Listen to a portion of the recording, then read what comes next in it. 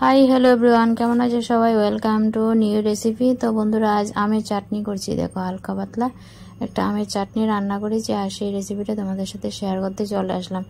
এই তো কাঁচা আমটাকে কেটে নিয়েছি, একদম চিরচির করে, পাতলা করে চিরচির করে কেটে নিয়েছি। এই আমগুলি দিয়ে আমি আর চাটনিটা করছি চিনি দিয়ে। দেখো, চিনি নিয়েছি। বন্ধুরা, কাঁচা আম দিয়ে আমের চাটনিটা জাস্ট লোভনীয় হয়।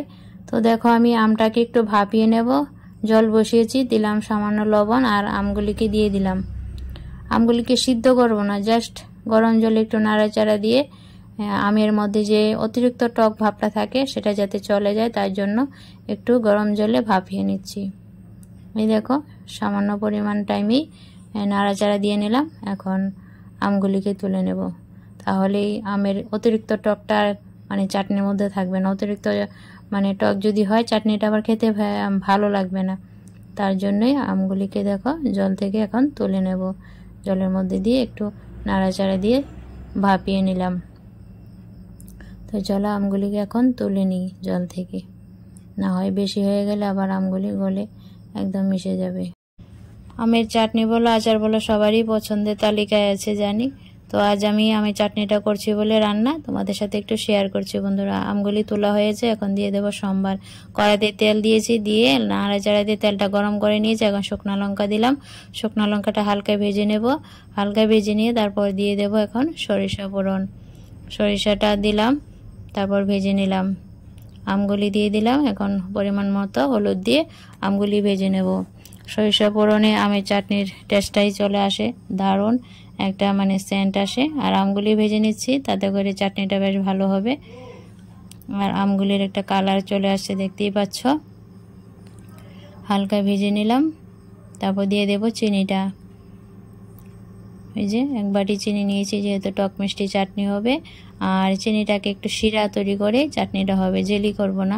জেলি হলে মানে গাঢ় হলে চাটনিটা খেতে ভালো লাগে না। হালকা পাতলা একদম চিনির শিরা যেরকম পাতলা থাকে, ঠিক সেই রকমভাবে আজ চাটনিটা বানাচ্ছি। এখন দিয়ে দেব জল, চিনিটা তাড়াতাড়ি গলে যাবে আর চিনির শিরাটাও তৈরি হবে।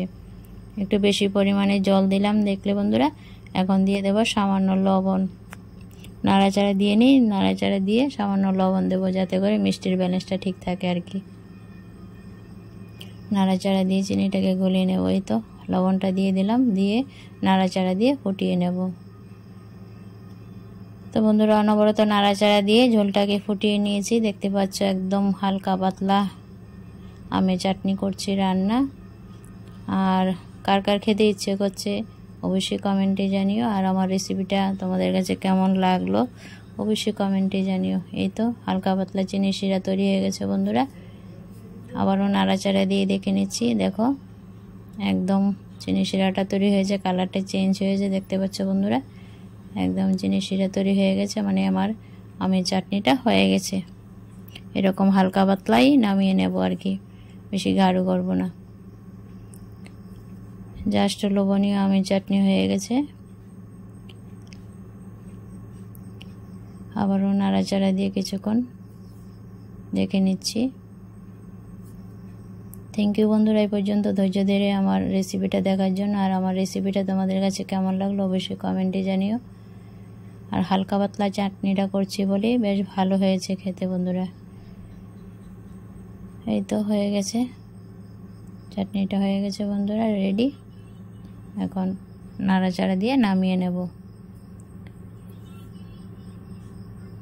চাটনিটা নামিয়ে নিলাম বন্ধুরা। দেখো, জাস্ট লোভনীয় আমের চাটনি রেডি হয়ে গেছে, একদম হালকা পাতলা আমের চাটনি রেডি।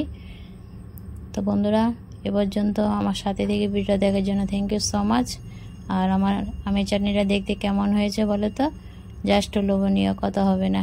তো চলো, নতুন একটা ভিডিওর সাথে আবারও দেখা হচ্ছে তাহলে। আজকের মতন বাই বাই, ভালো থেকো সবাই।